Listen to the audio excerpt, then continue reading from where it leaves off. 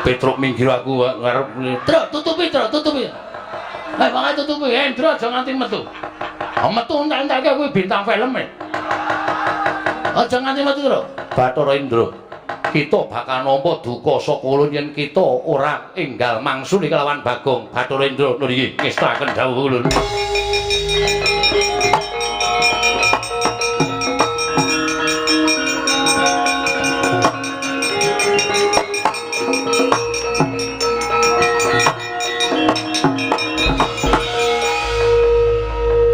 Sawae ulun Bathara Indra weluh edian ulun putra nomor 4 Iwang Pikulun Manikmaya Atmaja ingkang angka catur.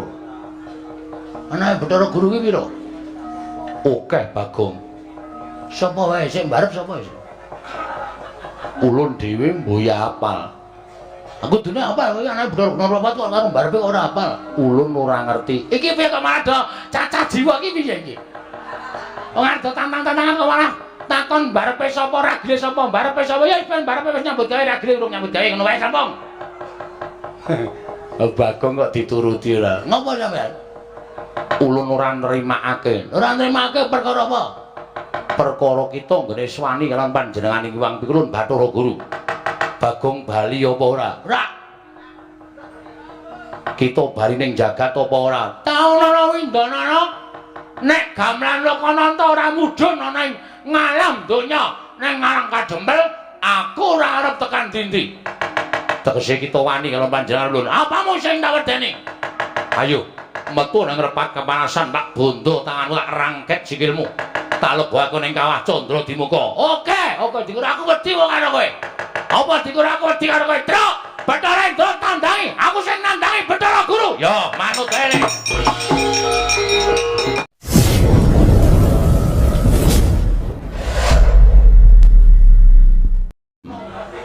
Sing nukokke kowe beskap sapa? Bapak. Ikete bapak. Aku tak bali nang omah ya, Truk. Ngopo? Ngajar Semar. Lho. Mergane iki jenenge ora adil. Munggah nang kayangan kowe disandangi apik kaya ngono kok mbedak-bedake Semar aku blas ra tukokke apa-apa men disangoni treneng abang. Iki cetha nek Semar ketokne arep ngasorke derajate anake sing ragil ning ngumbul-ngumbulke anake sing tengah. Lah kowe mau kowe wingi dina Minggu kon teko none bapak ora teko. Lah ngopo? Do ukur seragam kok.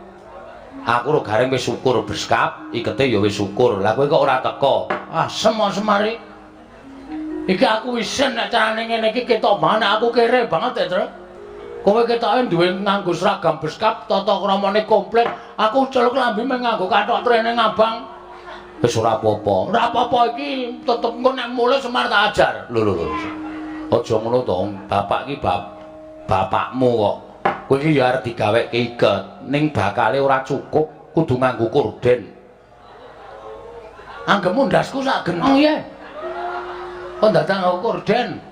Ah wong ukuran iket kok 86 ki sirah apa? Uteke gedhe. Kono kawan Bagong. Wonten dawuh, panjenengan sinten? Lho. Ulun Bathara Guru. Lho, guru kok yaene muridé sapa? Iki mula maune tak jak ning repat kepanasan tak asaku omong gong iki sowan dewa. Dewa iki beda karo menungsa. Dewa iki sing nitahke awake dhewe. Iki Sang Hyang Manikmaya. Wah, Mas Manik. Manikmaya. Mas Maya. Manikmaya komplit. Bagong aja sembrono. Iki apa iki truk sound system nang kene iki? Dengkel kita ya, saya kayaknya padake sound system. Iki Bathara Narada, kami itu aning kayangan. Wow, sesepuh. Iya, aja sembrono Bagong iki kayangan mengko ndak kualat ya.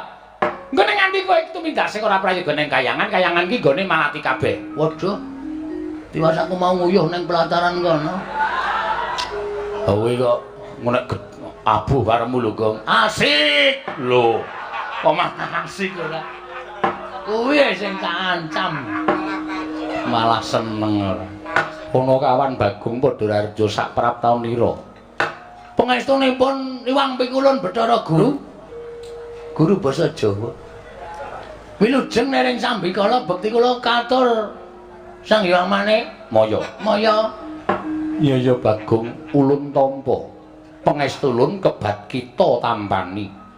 Piye kuwi bahasane to? Kok jarine Bathara Guru kok ulun? Ulun iki aku. Lho. Wis omong Semar urung kowe nek ganti ulun. Kusike to. Ulun iki aku. Heeh. Ah kowe iki kita. Oh berarti kok bancaan. Bancaan apa ganti jeneng? Ora. Ngene, tandani wis tau ning Banyumas urung. Nek aku ki Inyong, nek kowe ki Rika. Oh iya, berarti basane Dewa padha karo Banyumas. Ora. Piye ya? Pangestu ulun tampanana Bagong. Inyong tampa. Ah ngandel ora, goblok ora. Rika, Rika. Kowe biasa wae basa menungsa lumrah. Pangestunipun pukulan Bathara Manik Maya wilujeng bekti kula kunjuk. Iya Bagong ulun tampa. Oh, ulun tenan ta, Dul? Heeh. Pangestu ulun kita tampani. Sampun kita ulun tampa, Ulun. Iya. Prayoga nunggon kita lungguh. Kita sampun boten kirang prayo kangge kula lungguh wonten ngarsanipun ulun. Iya Bagong. Iya. Padha-padha. Aku malah wedi kok ngejak kowe. Santai wae, Tru. Petra kantong bolong padha raja saprapta kita. Pangestunipun Ipun Kulon Rada wilujeng bekti kula kunjuk. Ya Petra ulun tampa, pangestu ulun tampanana. Kula pun dinggo jimat paripe daeraning kasantosan. Nah, dalah. Bagong padha raja saprapta kita. Iki sapa, Tru? Dara Narada. Dewa kok kaya jog dengkulmu. Pangestunipun Pukulun Bathara Antarada wilujeng bekti kula kunjuk Pukulun. Ayo ulun tampa, ulun tampanana. Ayo. Meriah pokoke. Meriah dengkulmu ora. Kok kaya renyah suarane kaya membahagiakan ngono. Iki dewa apa iki? Iki ora dewa apa kami tuwa. Sesepuh nek cara nggone dhewe Mbah Kaum. Wah. So nek genduran ngundang iki wae terus dengkul kita lah. Petruk iki ngandani ya ngawur kok ya. Ngene kok kaum. Petruk kantung bolong padha raja saprapta kita. Sang Hyang Pikulun Indra wilujeng bekti kula kunjuk. Ya Petruk pangestu ulun tampanana. Kula pun dinggo jimat paripe. Bagong padha raja saprapta kita. Pangestunipun Sang Hyang Bathara Basuki ngawur. Indra, aku ora tau apal dewa-dewa. Bathara Indra wilujeng bekti kula kunjuk Bathara Indra. Ya Bagong ulun tampa. Nggih. Engkantun piyambak sampeyan. Lho. Dana Alekasina pun mati. Awet to. Kuwi dudu artis Indra Dana Kasina udu ning Bathara Indra. Cip dengkulmu. Aja tekan cip barang. Grup ya. Kula mbiyen sok nonton film sampeyan lho Bathara Indra. Lho. Ulun ora nate gawe film. Kaca aku bingung tenan iki. Aku sowan dewa bingung tenan iki mbok sumpah yakin ora tepung e. Mula kowe iki sok ketemu karo dewa. Angel ketemu karo dewa iki prosedure angel.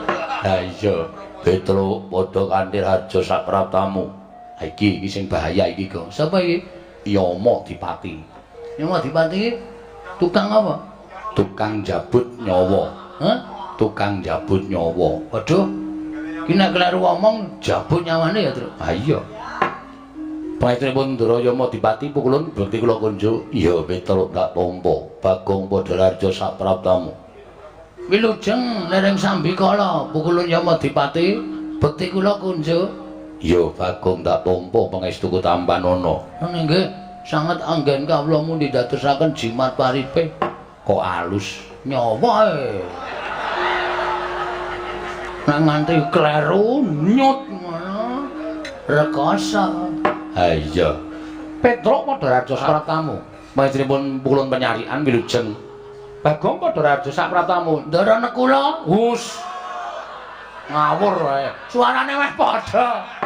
Ayo suarane iki cilik ngono kae kok. Wah, ha sapa jenenge? Penyarian. Oh, pacare. Wilujeng bekti kula kunjuk Ndara Pukulun Penyarian. Iya Bagong, tak tampa pangestu tanpa ana. Kula pundi bersisa, bersisa. Mula ya ora salah aku nek kleru. Ha iya. Pangestunipun pukulan penyalian kula tampi andadosaken jimat paripe. Petro dalem. Eneng apa Petro? Sowan saka karepmu dhewe apa diutus dening bapakmu?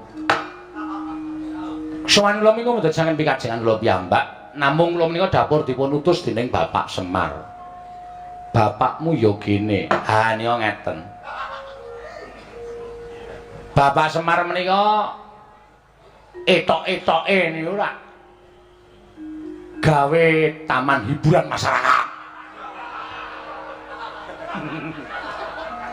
Mengkono ben nggih. Bapak niku tuku lemah jembar banget. Kula niku takon ajeng gawe apa to, Pak? Petruk, kula tak crita nggih. Iya ya Petruk ora dadi ngopo. Aku ngene iki jane mengarep gawe seneng ati ning para kawula.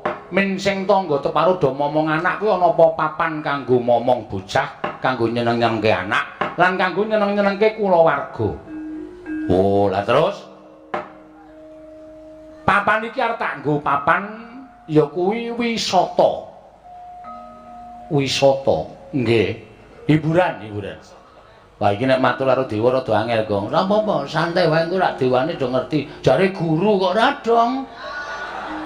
Ayo engko siki alon-alon. Papan wisata niku papan sing kena kinarya nginggaring garep penggaling para kawula. Mengkono Petruk. Nggih. Nggih menika dipun sebut Taman Karangkadempel Happy. Santai wae Truk, le mikir Truk ora usah ngendeleng pikirane. Disebutke apa anane? Ha pokoke taman wisata Karangkadempel. Wo niku werna-werna. Enten wong dodol. Teng mriku enten dodol dawet, angkringan terus nika sing panjenengan tau prisa to? Tau nganglang jagat. Enten kaya ban motor gedhe banget, dhuwur banget. Ning ngubungke bocah-bocah. Iya Petruk, malah ulun tau tate prik nyuwun priksa kalawan Kakang Narada, kuwi sebutane apa? Ah mboten ngertos. Mboten ngertos niku pancen teknologi anyar. Ha niku wonten niku werna-werna. Papan dienggo renang, papan dienggo nglangi. Sak piturute pokoke dienggo maem bebarengan kali para kawula. Niki pun dadi wis dadi Petruk. Pun kathah para kawula sing menapa niku rawuh teng papan wisata sing digawe karo bapak niku pun kathah. Kula malah sing didadekke keamanan garing niku sing didadekke ngawati apa ya jenenge kuwi tempat-tempat sing dienggo wisata niku. Lah sing jaga tiket Bagong. Bapak niku rumangsane kok tekor terus. Monggo tikete niku payune akeh banget ning setorane dhuwit saka tiket niku kok mboten jumbuh karo cacahing tiket. Sing jaga tiket sapa? Niki menungsane. Niki. Tangane lho. Nudring kok nang rai ra sopan. Lah aku mung nguduke kowe sing jaga tiket kok. Bagong kok iso kaya ngono sebabe? Nuwun sewu papan sing dingge taman wisata bapak niku akeh tuyule. Yen tuyule akeh mesti ana pengarepe tuyul. Pengarepe tuyul mau sapa? Kula. Ngandel ora ngaku to kowe. Ora sok kaya ngono kuwi Gong, wong bapak ki ragate ya akeh. Bapak ki modale ya akeh, ora sok kaya ngono. Kowe wis dibayar karo bapak kok. Siap. Mulai besok aku tertib to. Iya, dadi kowe iki nek ngapusi ngono kuwi jane malah konangan wong cacahe tiket ki per A misale 5.000 ngono kuwi tikete iki ditung 5.000 ping pira sing payu ngono kuwi ditung karo bapak. Bapak iso ngitung lho? Iso. Anggepmu bapak ora iso ngitung lho? Ya tak kira ora iso mulai tak colongi. Anggere ana kira-kira wong ngelak tak kei dit tuku es teh. Tak kon nukokke susuke tak kon ngepek. Aku tuku rokok ya sak slop sisan. Aku jenenge gawe tekor. Ora kena. Kuwi bapak jane wis ngerti ning bapak meneng wae. Aku jadi dipecat ya terus ora. Lah terus wigatine sowan ning Kayewangan. Lah supaya nyukupi sarta nuwun sewu, taman menika ketingal sae, wilujeng. Niku tata carane wong Jawa sing dienggo karo bapak utawa teng Karangkadempel niku. Mriki niku kudu diruwat. kene ngendi taman wisatane bapak niku kudu diruwat kanthi carane tatane wong Jawa niku nanggap wayang. Monggo bapak niku nuwun sewu nek kon wayang apike ra jamak-jamak. Monggo bapak niku ming kon ngruwat. Lah bapak bingung lek ajeng nyuwun ngambil gamelan niku teng pundi. Tumuli piyambakipun nemut nek duwe adi inggih menika nuwun sewu Kadang Taruna Sang Hyang Manikmaya sing kagungan gongso nami gongso Kyai Lokananta. Jane nggih bapak niku pun kula pringgake wong bapak lumayan ora apike gamelane wesi wae. Kok wong mayang rung karuan apik kok gamelane dadak saka kayangan kok nek nganti penontone gelo. Ya ora, bapak iki ora ngerti nom-nomane bapak nek mayang apik lho. Bapakne wong mayang entekke sindene. Jane dan tenan kok.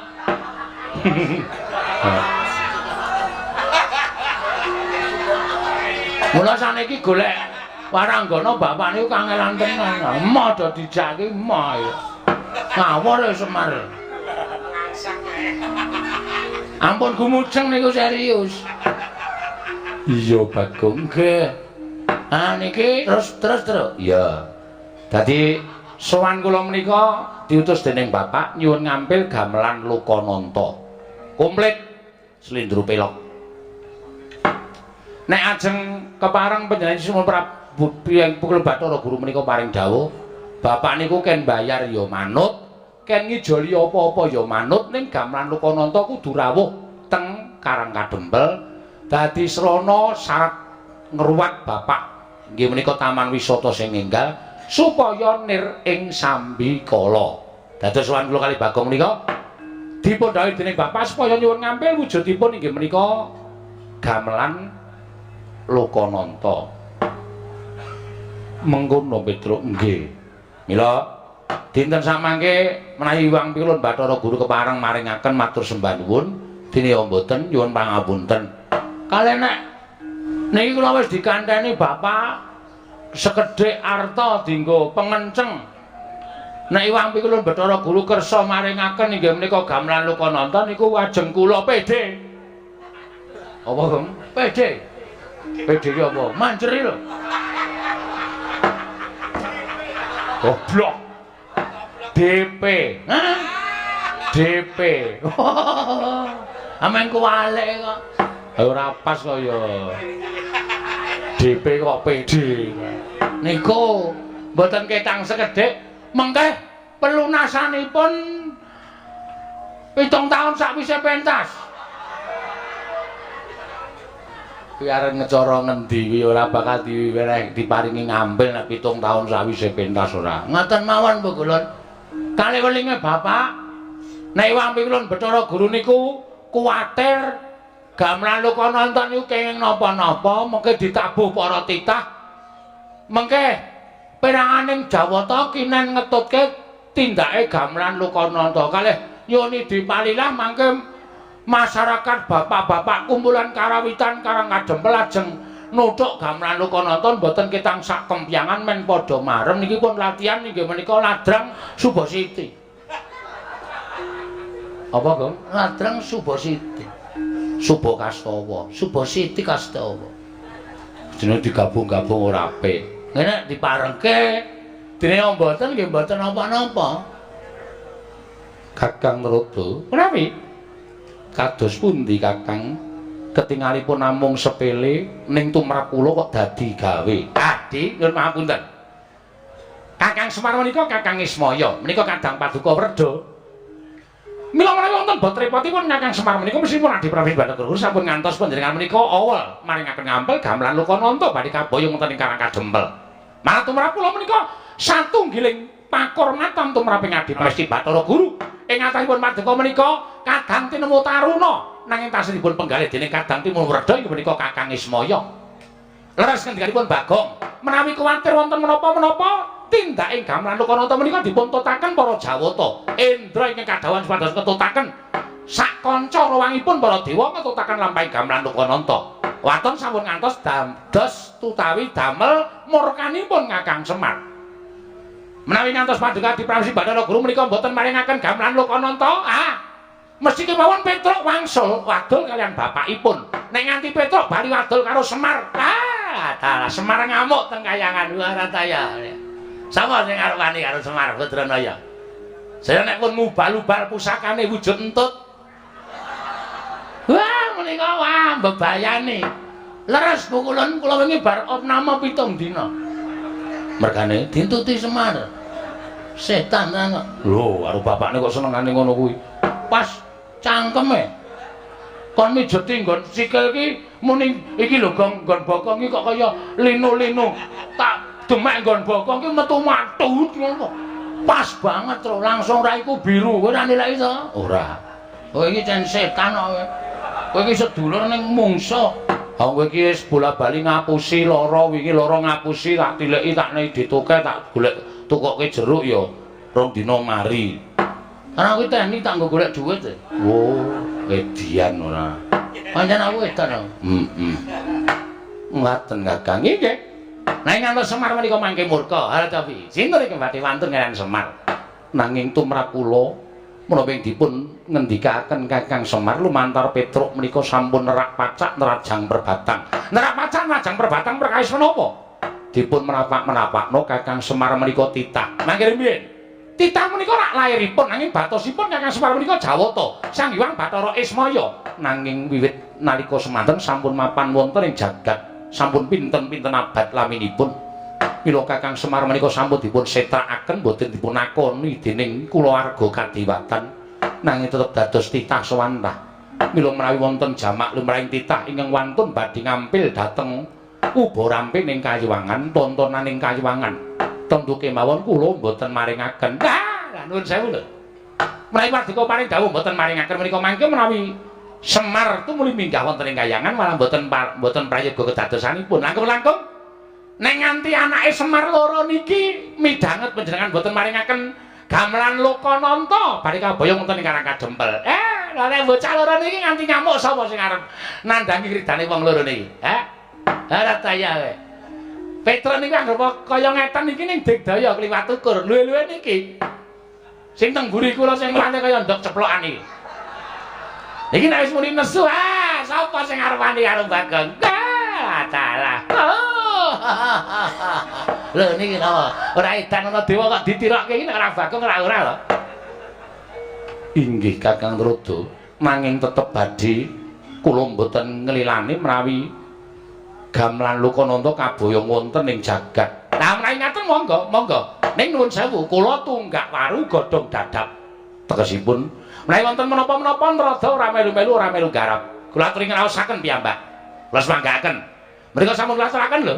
Tunggak waru godhong dadap, Narada ora melu garap. Nek ana moga-moganing titah kalih menika kula semanggaaken adhipun renggalang kridhanipun Petruk kaliyan pun Bagong. Arep dipun utus dening bapakipun pados nyuwun ngambil gamelan Lokananta di Kakang Trada kasinggihan mekaten. Petruk dalem mesti wae Petruk wis midhanget. Nggih. Gamelan Lokananta kuwi tontonan ing kasuwargan. Oh nggih. Gamelan Lokananta kuwi wujude ubarampe ning kasuwargan, ubarampe ning Kayiwangan.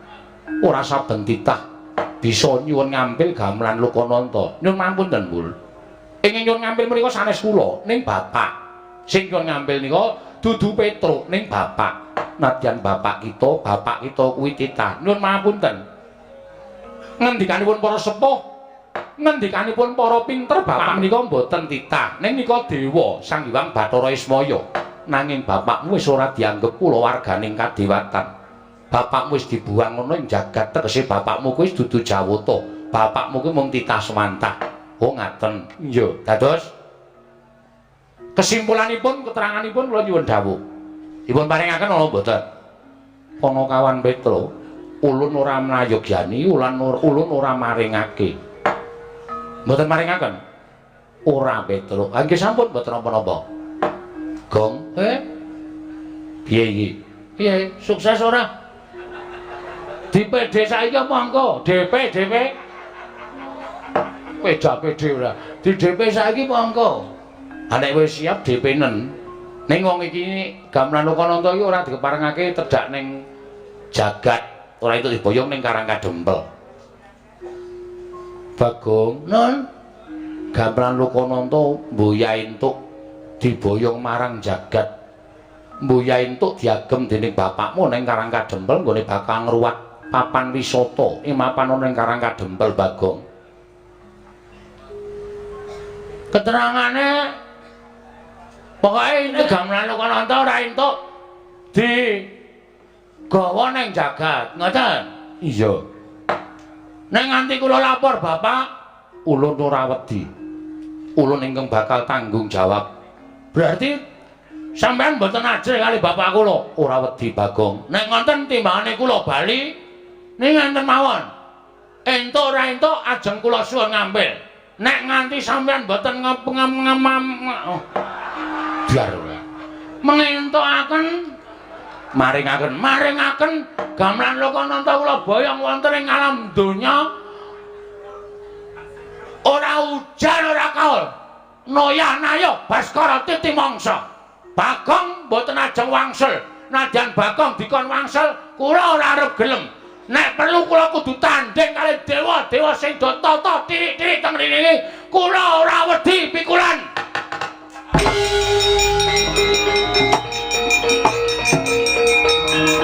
Minggir truk. Wis biasa iki.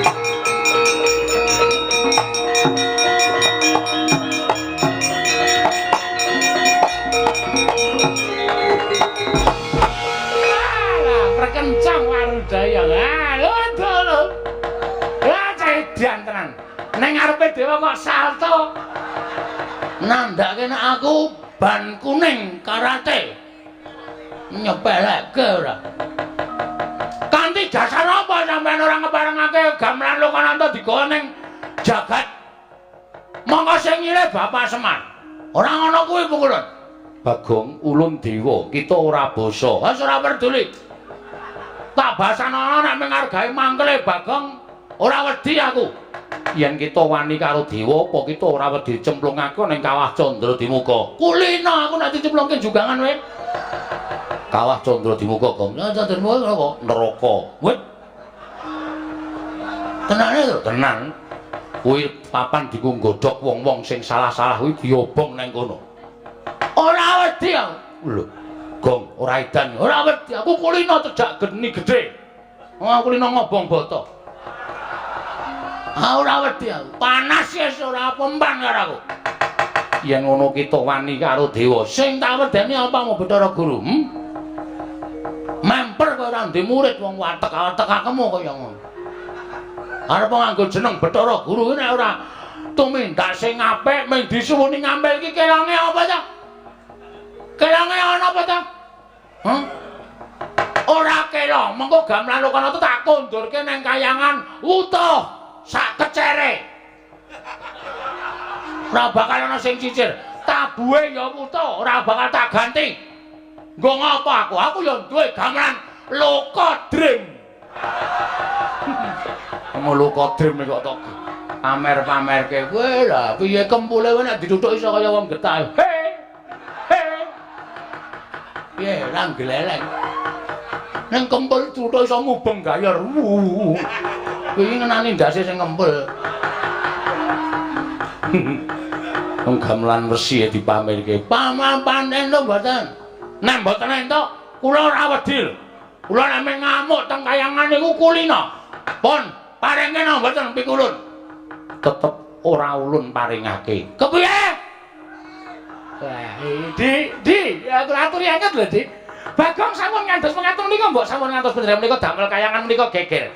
Nek kayangan geger men diamuk Bagong rak saru dipun presani dening para titah wonten ing jagat. Kepiye? Balen ana pinanggan. Sampeyan muni piye?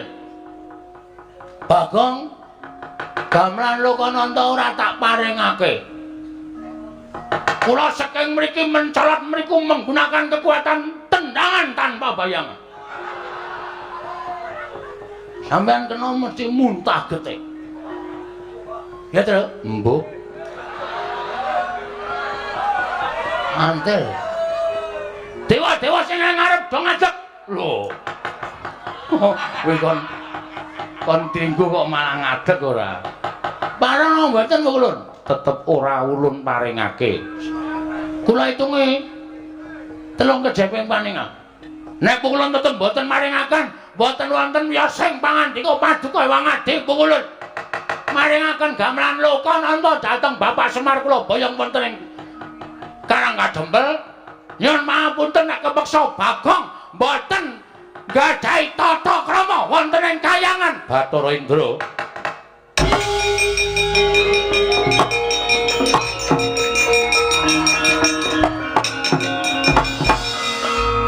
Bathara Indra kula wonten dawuh ulun.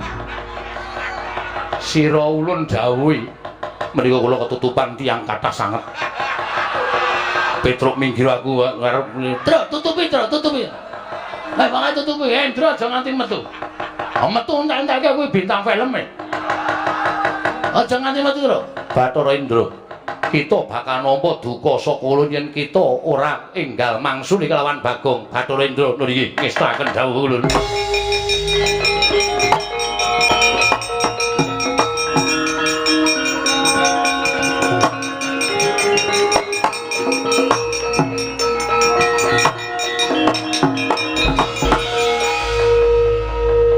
Sawai ulun Bathara Indra weluh edian ulun putra nomor 4 Iwang Pikulun Manikmaya Atmaja ingkang angka catur.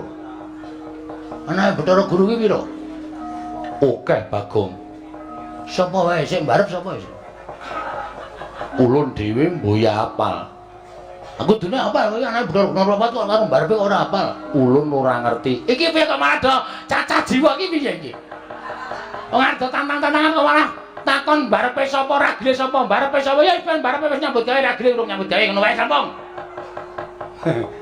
Bagong kok dituruti ora. Ngopo sampean? Ulun ora nrimakake. Ora nrimakake perkara apa? Perkara kita nggone swani kaliyan panjenengan Iwang Pikulun Bathara Guru. Bagong bali apa ora? Ora. Kita bali ning jagat apa ora? Taunana Windanana. Nek gamelan Lokananta ora mudhun ana ing ngalam donya ning Karang Kadempel, aku ora arep tekan dindi. Tegese kita wani karo panjenengan ulun. Apamu sing tak wedeni? Ayo, metu nang repat kepanasan tak bondo tanganmu tak rangket sikilmu.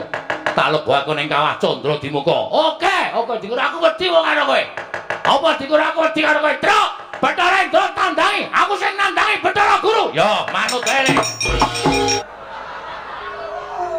Kampleng sisan. Wah, lah edan iki. Ngopo iki? Teko ora. Melu-melu lan iki kewangi karo kowe. Dawuh karo Diprang Bathara Guru supaya maringake ngambil. Ya kuwi gamelan Lokananta aku tak ureng-ureng. Aku nek nesu sapa-sapa tak ureng-ureng kok. Ora peduli ngewangi aku apa ora. Aku nesu iki. Iki widodari wae. Inggih, kula widodari. Wah, widodari ana sing parah. Apa kaya ngono kok widodari? Widodari iki jebul ana sing elek. Lah widodari iki werna-werna. Ha mburi kae widodari kok lemune ora jamak-jamak. Widodari iki mesti kane wong wadon. Awak-awakane kudu ramping apik. Nek carane bodi iki biola. Kae bodi kok kaya bok. Pucuk bongkot ora ana nggih-nggihane. Nggo ngopo kaya widodari? Ah ya wis ben, ya ben kae nggo nyediani dewa elek-elek. Kaya kowe kuwi. Hus. Kaya aku piye? Ulun arep kaya ngene iki widodarine sing ayu. Wah, dumeh dadi pengarep terus kudu ayu ra. Bagong aja kaya ngono. Mboten, pokoke kula kudu tetep njaluk gamelan Lokananta. Nek ora diparengake tetep kula aja ngamuk teng kahyangan. Kita ora wedi karo Kawah Candra Dimuka. Mboten. Kawah Candra Dimuka niku ngerti karo kelakuane titah. Dadi nek umpama ana titah sing tumindake apik, cemplungke teng kawah mung merga saka karep sampean, merga sampean sengit karo titah wau, Kawah Candra Dimuka ora ngobong karo titah mau. Mesti ora kobong. Nyemplung kawah ya kaya ning dedaratan, kaya ora kena geni. Ning nek pancen wong niku dosa tenan, ora usah cemplungke kawah. Deleke nggon pinggir we mateng menungsane. Ning Gandeng Bagong niki rumangsa kula ora salah. Kita salah mergo wani karo dewane. Mergo dewa sing ora adil karo titahe. Sebab apa sampean bedak-bedake karo Semar? Sebab apa Gamelan Lokananta ora entuk disuwun ngambil karo titah? Ayo, wangsulan. Semar ki dadi titah mergo sampean sing menfitnah ning ngarepe Sang Hyang Pikulun Bathara Tunggal. Lho, kita malah ngerti. Ngerti wae, aku maca bukune. Bapak niku nyimpen buku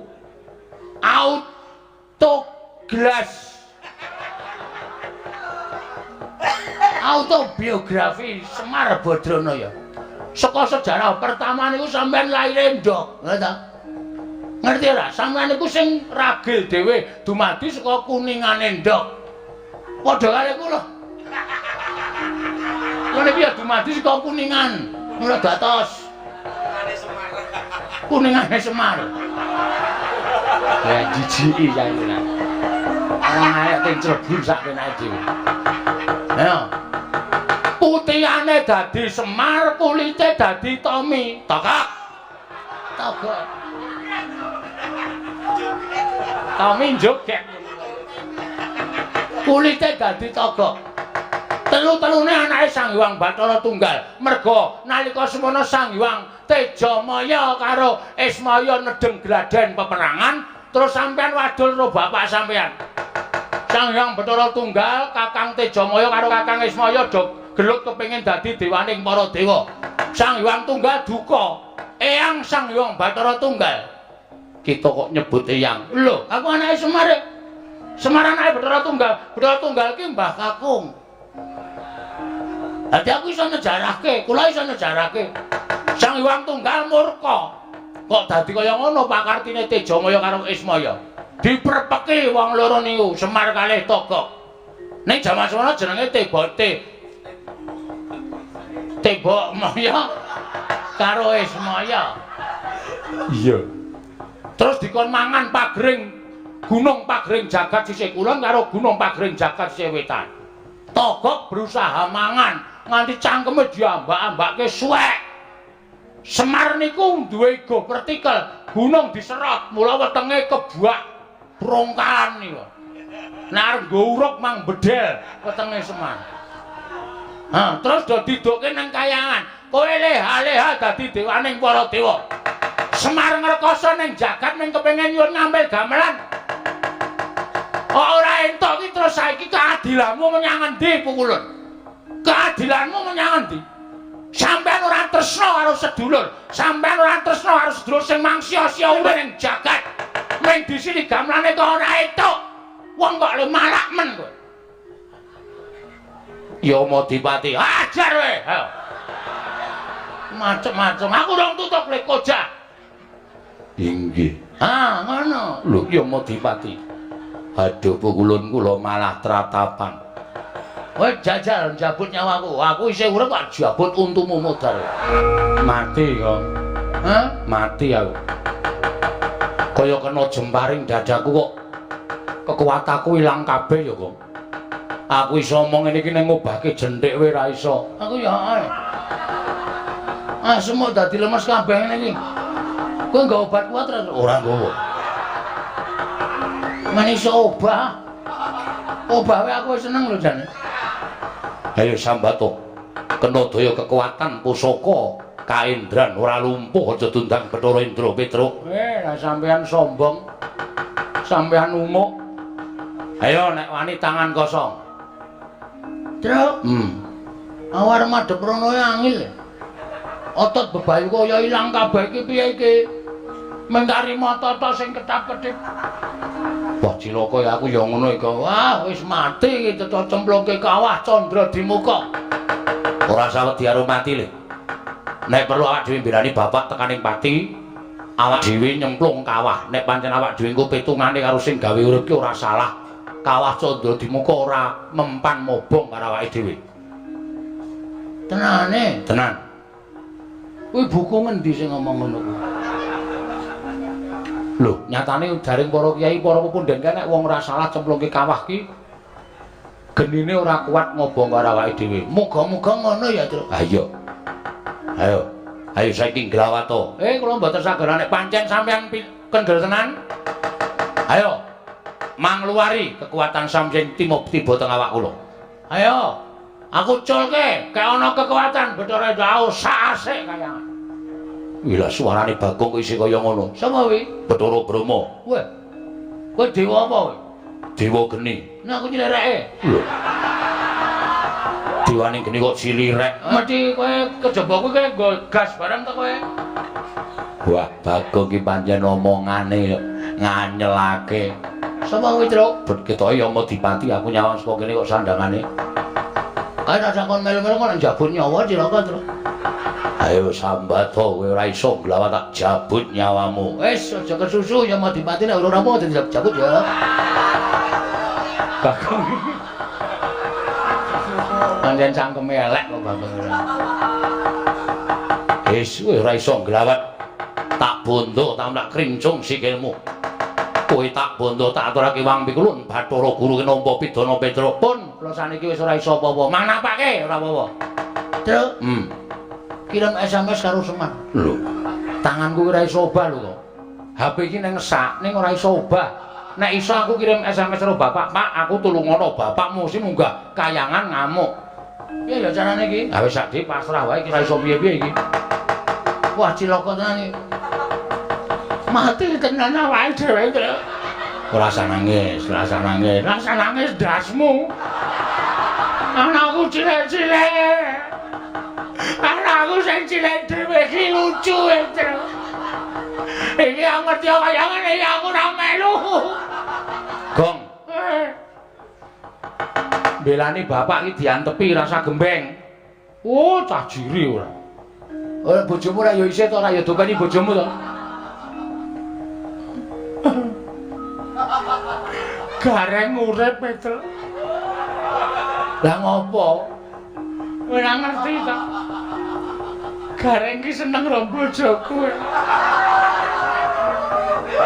Oh, berarti lek nangis iki wis melang nek bojomu dipek gareng. Ora apa-apa men gareng men kecingrangan uripe. Nguripi bojo siji wae rekoso karo bojone loro aneh-aneh ora. Wis diantepi atine. Oke. Semangat. Semangat. Mati ra apa-apa. Wah ya aja. Mati ora apa-apa. Ora apa-apa diantepi wae. Yai Bathara Brahma Yai Bathara Yama Dipati. Petruk dibondo tangane Bagong, bondo tangane aturke Sang Hyang Jagat Kirinata. Yo ngestoke dawuh Kakang Bathara Indra.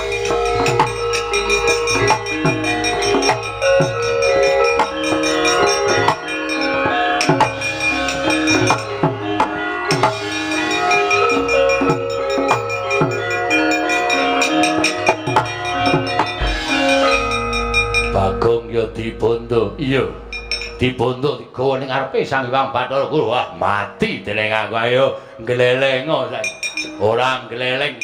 Ora wani ngleleng dudu Bagong. Wah, rangket tanganmu tak krincung sikilmu, leboke baku jarane. Ha? Ora. Ngandel ora. Modar kowe.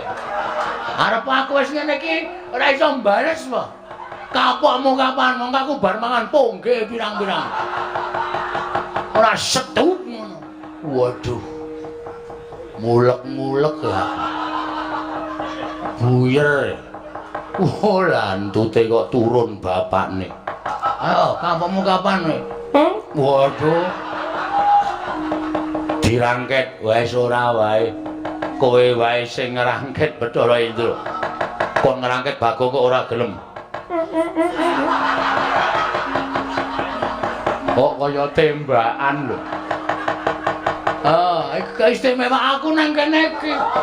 Iki termasuk pusakaku kowe. Ngampet ambegan Bagong diboyong ngarepe wangsul Bathara.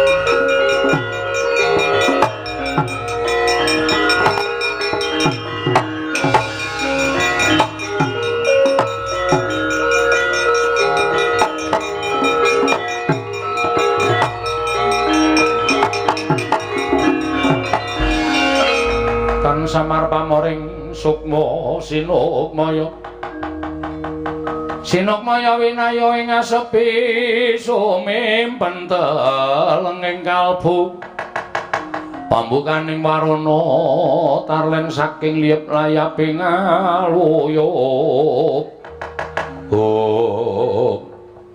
Ponokawan Petruk lan Bagong wis dibondo tangane dikerincung sikile ora iso nglawak ayo saiki mara gage Sumbara iki oleh-olehan yen to titah bakal wani marang kadewatan wis kok iki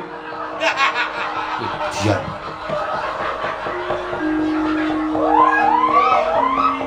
Bathara Indra wonten dawuh kula kok ora mbok plothot wetenge ing atase ning bali Marti Kundha manik asem aku mampu dhewe terus mumet aku salah ora edan kok kowe iki ora wis pokoke mumpung arep mati tak entek-entekke ndak engko malah dadi sangu malah ora prayoga kita bakal ulun cemplungke ning kawah Candra Dimuka mboten wedi kula mboten ajri mang cemplungke teng kawah Candra cemplungke saiki nyakit licik kowe Bathara Guru nek pancen wani ayo aku balekno kekuatanku kaya mau obrak-abrik tenan kaya ora wedi lho Bathara Brahma karo Bathara Indra Bathara Yama Dipati ora wedi kabeh aku ning cara ora kaya ngene iki lho Gong ora kuat heru kok oh tak kira nek Bathara Guru ayo balekno kekuatanku nek pancen kowe wani balekno ora wedi karo sapa-sapaku sampeyan ora maringake gamelan Lokananta tetep kula kali Bagong ajeng ngamuk teng Kahyangan Suralaya tetep kula ajeng ngamuk kita nadyan sumbar kaya ngapa ora bakal bisa nglawat Sumbara petak aci-aci wah basa Korea bareng apa basa Korea petak aci-aci iki basa sastra Jawa iki bidalang biyen iki sok muni Sumbara petak aci-aci ngono kae tan ciang-ciang ciang bulu cuek-cuek ciang-ciang Median Bathara Indra kula wonten maring adhawuh aja nganti digawe macak kowe terus arep dipacak ora kuwi basa Jawa iki Ponokawan sakarone iki cemplungna ning kawah Candra Dimuka wis to meneng santai piye mati tenan iki iki kok tetep buk nek tetep murab ya tetep ha kaya ngene ayo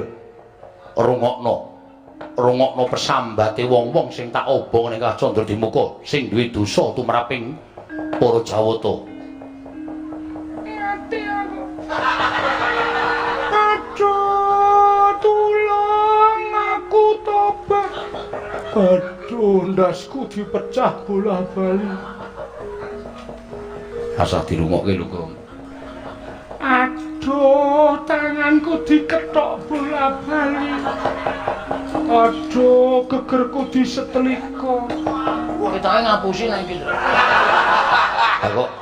kok ngapusi mosok kene ana wong dodol setrika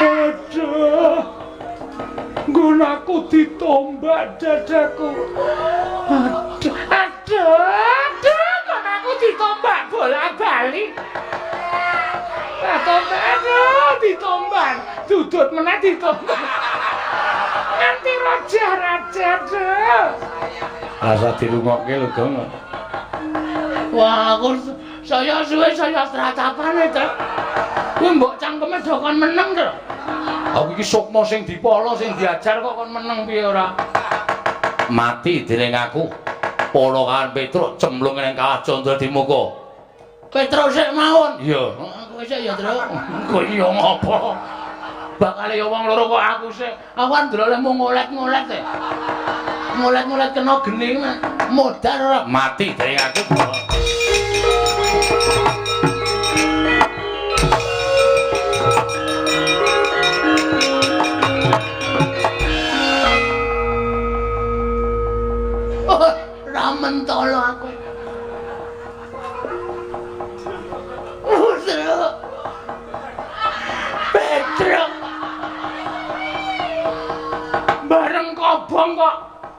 rambutmu mabuk.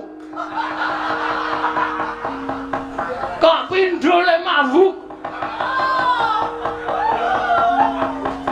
Ayo sambato bapa ngakoso Ibu Merti. Kowe bakal tekaning pati cemplungke kawah. Sik.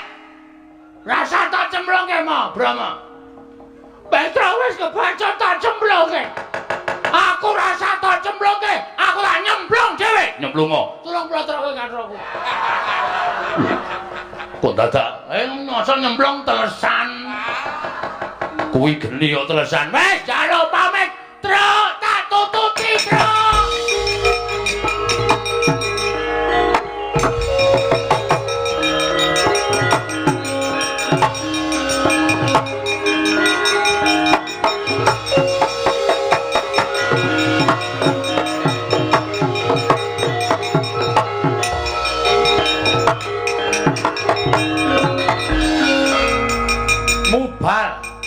Genining Candra Dimuka cinemplung ing Lurah Petruk lan Lurah Bagong. Eling-eling titah ingkang boten ate klepetan dedosan nadyan keladuk wani kurang geduga. Gejol kumarucul panandina damel suka sangganipun ingkang sami wuninga. Dadya kanugrahan tumraping Lurah Petruk miwah Lurah Bagong. Tanggap Sang Hyang Jatimurti wis ngawuningani Lurah Petruk lan Lurah Bagong manjing telenging Candra Dimuka. Mulat Sang Hyang Asih Pranaya Sang Hyang Bathara Wenang Sidra niyup saking dirgantara manjing kawah Candra Dimuka.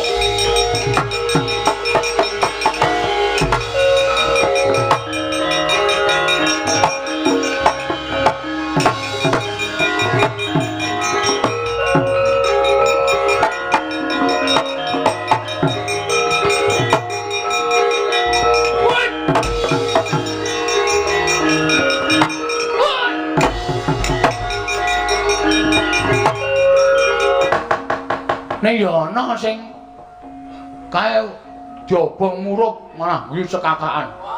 Diobong murup guyu cekakaan. Kae saking dosane ora iso di ngapura nganti dadi penghuni neraka. Dadi jim, dadi setan. Kae ora ngrasake lara kae kaya ngono kae. Mergo saking jahate. Ketoke kowe brek. Duapure ora. Aku ora ngopo-ngopo. Sing kono kok ketok ya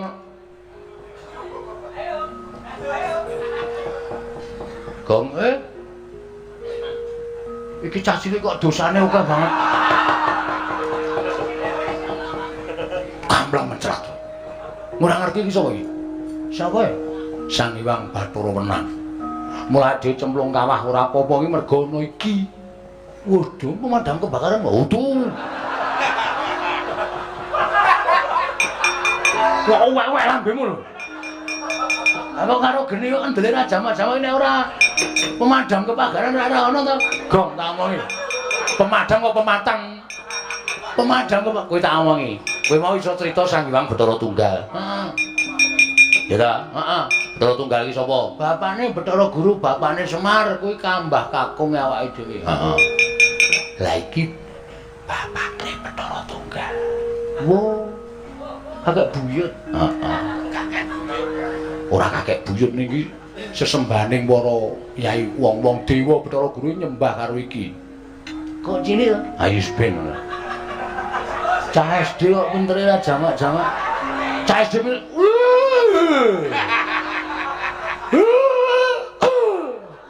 Ngapa ya, Trek? Jengkel karo aku.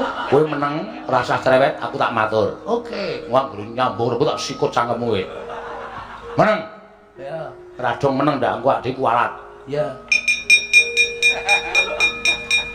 Bekti kula Bu-Kulun. Iya. Petruk ndak tampa, pangestu ulun tampanana. Dadi wiraswara akeh.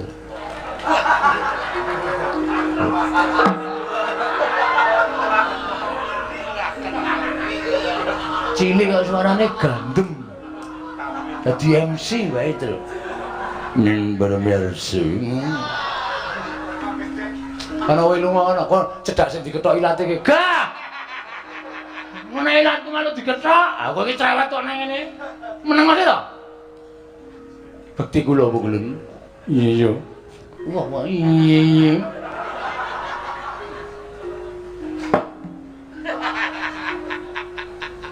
Petro Dalem ulun. Marmane kita ora ngrasake panas mergo saka daya ulun. Nggih, kula sampun ngertos. Wedan. Ampun. Wis meneng. Ulun sak pejagung kelawan jeneng kita, nedya mitulungi kelawan jeneng kita Petro. Lho, iya Petro. Merga apa ingkang dadi karepaning bapakmu mau becik dene Bathara Guru kesasapan tumindak angkara Budi Candala. Bathara Guru ingkang duwe watak sewenang-wenang dheweke ngrumangsani dadi diwaning para dewa, tumuli ora tresna asih kelawan titahe kuwi kleru. Nggih, Bu kula. Mula ulun ingkang bakal paring pitulungan kelawan jeneng kita. Matur sembah nuwun tanpa pepindhan. Nanging sadurunge kita ayo ulun entasake sapa ing kawah Candra Dimuka, kita ulun kanthi ana ing Ngundaran Tirbawana Petro. Sakmenika? Iya Petro. Ha nggih nderek mawon. Ing kantong bolong yen ora apa-apa. Elingon satriya Wiratama. Kebat kita tut wuntat kan laku jantara ulun munggah ana ing Ngundaran Tirbawana. Sawetara bakal ulun paringi kanugrahan lan kita kudu bisa minangkani apa dadi utusaning Semar mboyong gamelan Lokananta. Nanging ngaten parang ulun kula atun nderek, monggo ulun kula nderekaken Petruk bareng kelawan panjenengan ulun. Nggih.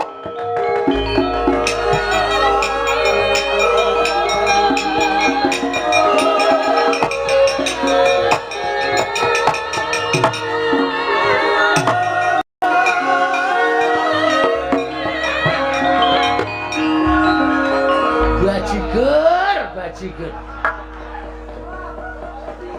Petro iki ora sadar ya.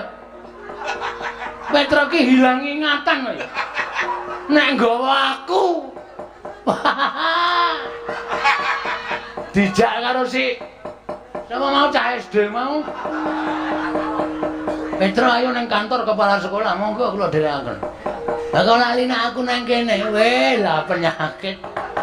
Wis piye iki aku nang kawah Candra Dimuka mongko ora ana sing mitulungi karo aku. Gom, yo. Mangkat. Kae uteke ra dinggo ya, Jan. Kome yo mangkat. Kowe iso mabur ki mergo apa, Truk? Aku ki ra iso mabur ya, Nyok. Ulun piye, Petruk? Bagong mboten saged mabur. Ulun lali.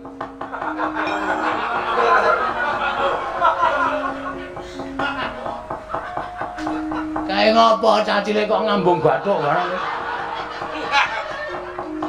Wis dinehi kekuatan mabur sak goblok. Wah, timblis kok kene modar ora. Yo. Nang ndi? Kalasan. Gempele padake nggo namu. Apa-apa wis maju, apa-apa larang. Gotut piye? Apa? Gotut. Mulai iso ngarani. Wis yo, rasaku kan gurung tak derekke badhe gratis. Aku ki anak sing ngabekti karo wong tuwa kok tak derekke gratis. Saya bagaimana? Mangan lemah sakarmu. Yo aja milung ki yo kancane. Yo gratis kabeh iki mung guyon ora sembrono, ora kok tenanan. Tak sugata sak senenge padhe ning ngancani aku ngenteni bapak bali saka kayangan. Yo, ora usah kuwatir mengko tak anu kancani rek. Ya.